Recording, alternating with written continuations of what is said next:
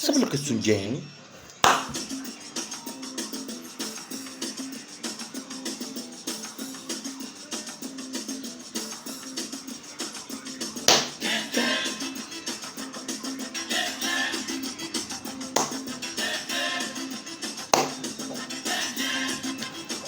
¡Vámonos! Sigue todo el mundo y vamos a disfrutar de esta fiesta más que fiesta super chévere, ¿verdad?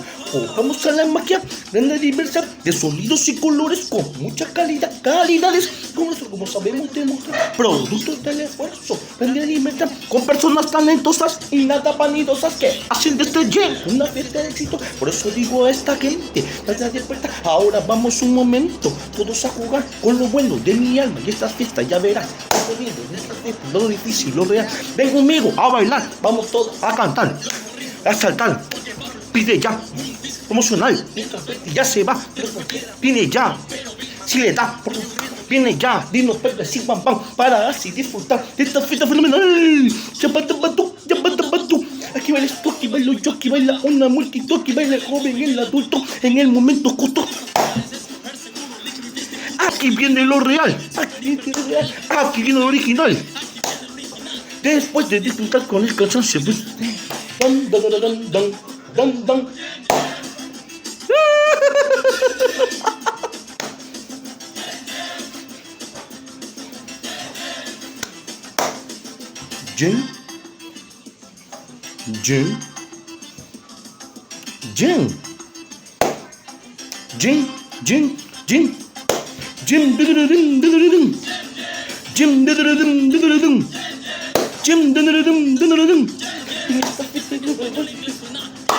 Pero quisiera aceptar una pequeña aclaración aquí con mi compañero. No fue Jim, pero hablamos de otro Jim. Hablamos de la gran fiesta preparada para ti, para todos.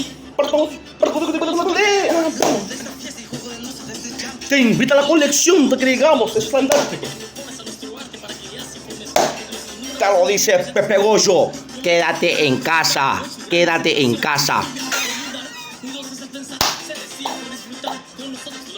Lástima, compañía. Brutal.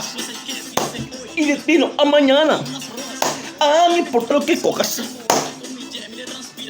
Y las morenas, las de mi preferencia.